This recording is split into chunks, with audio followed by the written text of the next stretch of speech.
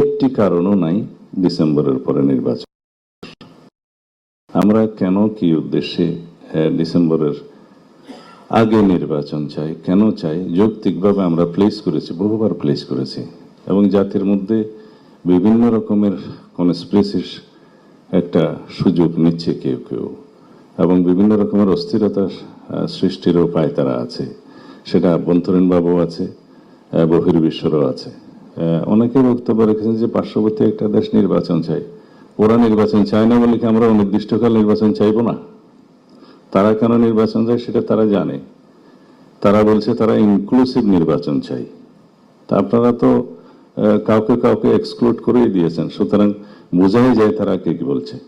কিন্তু যদি Europe America নির্বাচন চায় তখন তো আপনারা কিছু বলেন না, এবং দেশের অভ্যন্তরে এবং বাইরে বহু বিবৃতি আছে নির্বাচনে চাওয়ার ব্যাপারে। তো সেই জন্য আমরা আমাদের দলের পক্ষ থেকে, আমাদের সমমনা রাজনৈতিক দলের পক্ষ থেকে, আমাদের সাথে যারা আন্দোলন সংগ্রামে ফ্যাসিবাদ বিরোধী যুক্ত ছিল সেই আন্দোলনে, তাদের সবার পক্ষ থেকে আমরা বলেছি।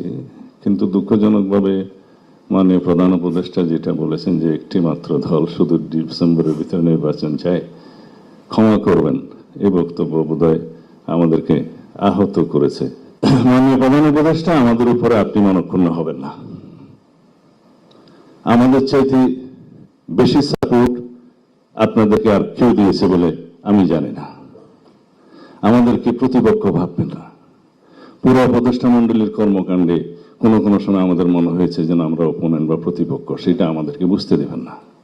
আপনারা দয়া করে আদালতের রায় বাস্তবায়ন করে, যেখানে আইনের শাসন নাই, মানুষ যত মনে না করে যেখানে আদালতের রায় বাস্তবায়ন হচ্ছে না, সেটা এখন দৃশ্যমান হচ্ছে।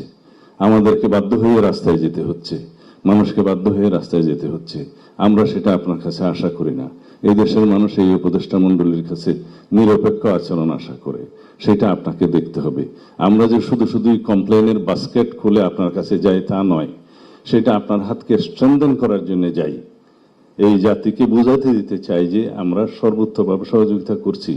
আর সবসময় প্রশংসা নিয়ে যদি আপনার কাছে যাই, যে সমস্ত লোকজন উপদেষ্টা মন্ডলীর শুধু আপনাকে বাইরের দৃশ্য সম্পর্কে বলে না, শুধুমাত্র প্রশংসা করে, সরকার তো কয়েকবার দেখছি, বিরোধী দলও দেখছি, তারাই হচ্ছে সবচাইতে বেশি ক্ষতি করে সরকারের সমালোচনা যারা বেশি করে, আপনার ঘরের মধ্যে যারা আপনার সমালোচনা করবে, ধরে দেবে, তারা আপনার বন্ধু। আমরা আপনার বন্ধু। আমরা হয়তো বাইরে আছি, কিন্তু সবচেয়ে বেশি আপনাকে সমর্থন করব। দয়া করে সবকিছু বিবেচনায় না করে